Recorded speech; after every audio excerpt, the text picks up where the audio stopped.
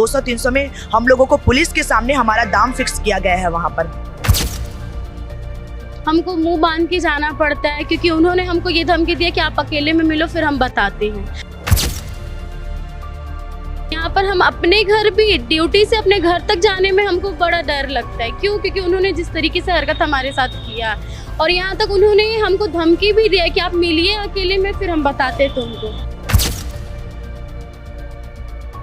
ऐसा उन्होंने कहा मिलिए अकेले? हाँ मिलो, हम बताते हैं। दोस्तों अभी हाईलाइट में जो वीडियोस आपने देखी हैं, जिन महिलाओं के बयान आपने सुने हैं, मैं उनके पूरे बयान भी आपको इस वीडियो में सुनाऊंगा। लेकिन मैं आपको एक बात बता देना चाहता हूं, ये वही महिलाएं हैं जिनके साथ अगस्त के महीने में बेअदबी हुई थी और गलत इशारे इनको किए गए थे, गलत इनको जो है बातें बोली गई थी, बल्कि इनको ये तक उन बेरोजगार दल वालों ने बोल दिया कि तुम लोग तो 300-300 रुपए में बिकती हो। मतलब इनका दाम लगा रहे थे खड़े होकर के। हमने वो सारी वीडियोस आपको दिखाई थी।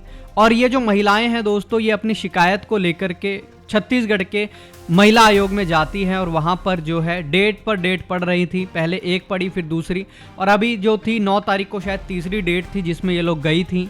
महिला आयोग के पास जाना इनको इसीलिए पड़ा क्योंकि पुलिस वालों ने तो साफ बोल दिया था कि हम एफआईआर नहीं करेंगे किसी के ऊपर भी। मतलब पुलिस वालों के सामने वो सारा कार्यक्रम चल रहा था जो इन बहन बेटियों के साथ वो लोग कर रहे थे, लेकिन पुलिस ने फिर भी एफआईआर काटने से मना कर दिया था क्योंकि संरक्षण पुलिस ने ही तो दिया हुआ है। छत्तीसगढ़ की पुलिस ही तो बेरोजगार दल वालों को संरक्षण देकर बैठी है।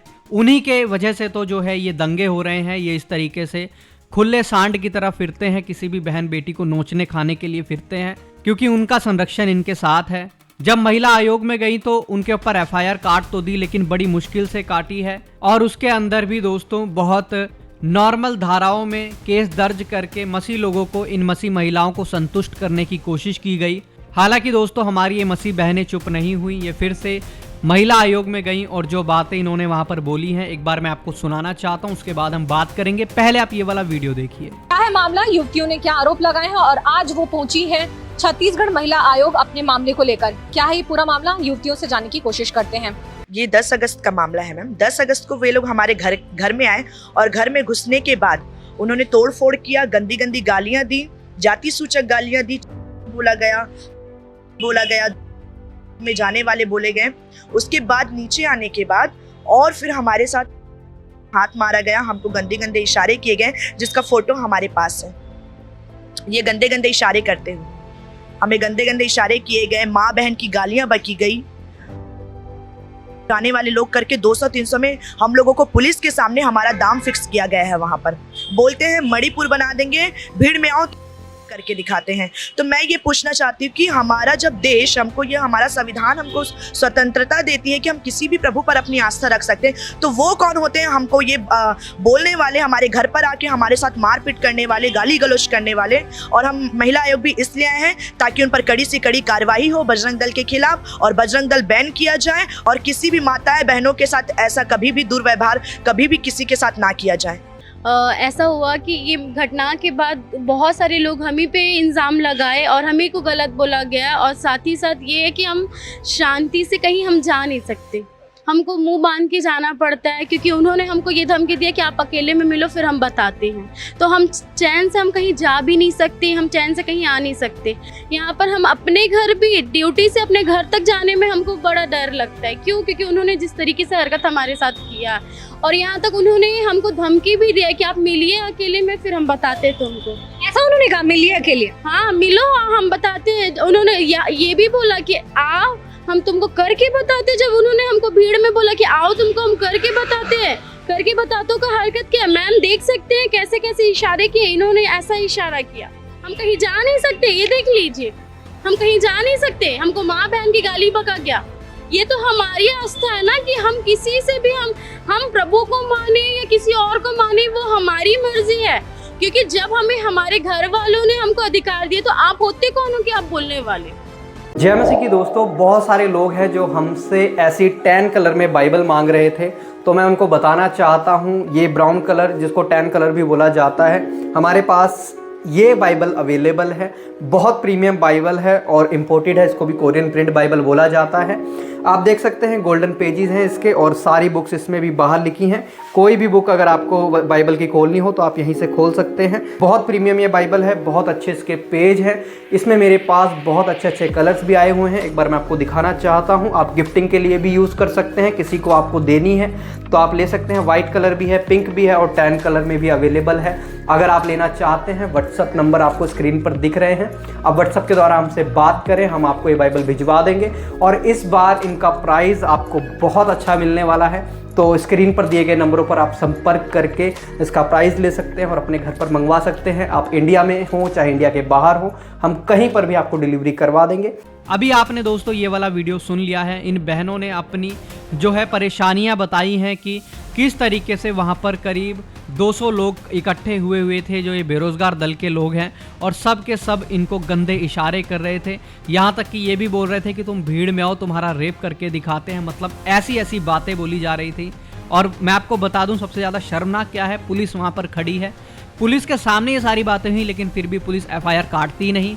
बाद में महिला आयोग पर जब ये महिलाएं जाती हैं, मीडिया में बात फैलती है, बवाल कटता है, तो अब उसके बाद जाकर के FIR काट तो देते हैं, लेकिन सिर्फ नाम भर की FIR होती है, क्योंकि उसके अंदर जो सेक्शन लगाए जाते हैं, जो धाराएं लगाई जाती हैं, वो बिल्कुल नॉर्मल हैं, जिसकी वजह से दोस्तों साफ पता चलता है कि छत्तीसगढ़ पुलिस इनको कैसे संरक्षण देती है। बेरोजगार दल वालों को भी इस डेट पर बुलाया था 9 अक्टूबर को महिला आयोग में, लेकिन वो लोग नहीं आए। उसके बाद फिर से एक और डेट डाल दी है, लेकिन अब जो महिला आयोग है छत्तीसगढ़ की, उन्होंने ये बोला है कि हमने जो है SP को पत्र लिखा है और FIR की जांच करने के लिए कहा है कि FIR जो काटी गई है वो ठीक है कि नहीं, मतलब उन सब चीज़ों पर जांच करें। अब SP अपने हैंड से जांच करेंगे। लेकिन यहाँ पर जो महिलाओं का दर्द है वो आप साफ साफ सुन सकते हैं। हमारे देश को बताया जाता है कि हमारा देश तो विश्व गुरु बन गया है, ये विश्व गुरु बना है। आप देख सकते हैं विश्व गुरु देश की क्या हालत है कि वहाँ की बहन बेटियों को इस तरीके से उन्हीं के घर के बाहर सिर्फ इस बात के लिए रेप की धमकी दी जा रही है, क्योंकि वो घर में बैठकर प्रार्थना कर रही थी, यीशु मसीह के चरणों में बैठ करके ये सब दुआ प्रार्थना कर रहे थे। सिर्फ इस वजह से उनको रेप की धमकी दे रहे हैं, उनको ये बोल रहे हैं कि तुम हमें अकेले में मिलो तब हम तुम्हें बता देंगे। वो बहनें मुंह बांध करके अपने जॉब पर जाती हैं, क्योंकि उनको ये डर होता है कभी ये लोग हमें पकड़ ना लें, कुछ हमारे साथ गलत ना कर दें, कभी हमें मार वार ना दें। बहुत सारी बातें दोस्तों। क्या इन बहनों के बच्चे नहीं होंगे? क्या इनके परिवार नहीं होंगे? बिल्कुल होंगे, तभी ये लोग डरती हैं। और इस तरीके से दोस्तों आप देखिए, अगस्त का जो है ये मामला है, लेकिन अभी भी ये बहनें अपने हक के लिए महिला आयोग में भी जा रही हैं और साथ में मीडिया कॉन्फ्रेंस करके अपनी आवाज़ को उठा रही हैं। तो इस वीडियो को दोस्तों आप ज़्यादा से ज़्यादा शेयर करें, इन बहनों की आवाज़ को उठाएं। और हम सचमुच में आदर करते हैं ऐसे न्यूज़ चैनल्स का भी, जो कि बेबाकी से इन महिलाओं की जो है अच्छे से कवरेज कर रहे हैं और इनकी सारी बातों को लोगों को दिखा रहे हैं। जैसे ये जो चैनल है द लेंस, इन्होंने बहुत अच्छे से इस बात को कवर किया है। और बहुत बड़ी बात है कि ये लोग खुद हिंदू होकर के भी जो है मसीह लोगों की मदद कर रहे हैं, क्योंकि इन लोगों के अंदर जो है इंसानियत बची हुई है। ये लोग भी चाहते तो ये भी कर सकते थे कि हम तो हिंदुओं की तरफ ही होंगे, हम इनकी न्यूज़ नहीं दिखाएंगे, लेकिन ऐसा इन्होंने नहीं किया, बल्कि बेबाकी से न्यूज़ दिखा रहे हैं, जिससे साफ पता चलता है कि जो दूसरे हिंदू लोग हैं वो इन काम में इनके साथ बिल्कुल भी नहीं है। विरोध करने तक तो फिर भी ठीक था कि तुम विरोध करने पहुंच गए, हालांकि वो भी कानूनी रूप से तो गलत है, लेकिन फिर भी हम एक बार के लिए बोल सकते हैं ठीक है, तुम आम नागरिक होने के नाते वहां पर पहुंच गए होगे विरोध करने। लेकिन जो एक गंदे इशारे वहां पर किए जा रहे थे, आखिर किसकी बहन बेटी को किए जा रहे थे?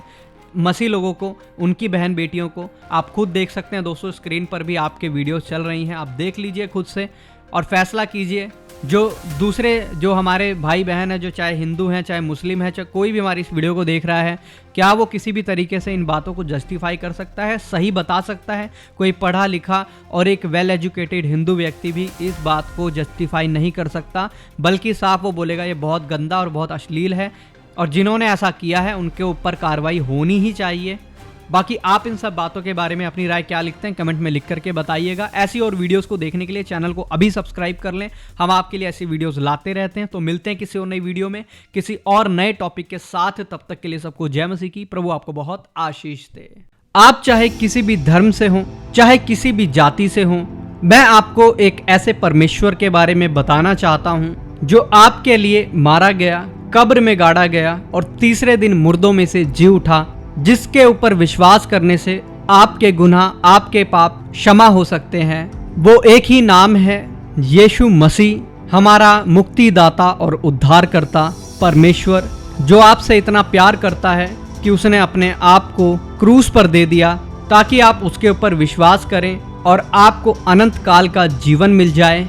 चाहे आप किसी भी जाति, किसी भी धर्म से हों, अगर आज आप इस दुनिया से बिना यीशु मसीह को जाने चले जाते हैं तो इससे बड़े दुर्भाग्य की बात आपके जीवन में कुछ भी नहीं होगी। इसीलिए एक बार जरूर परमेश्वर के इकलौते पुत्र यीशु मसीह के ऊपर आप विश्वास करें और एक बार परख के देखें वो कितना भला है और कितना भला वो आपके जीवन में करता है।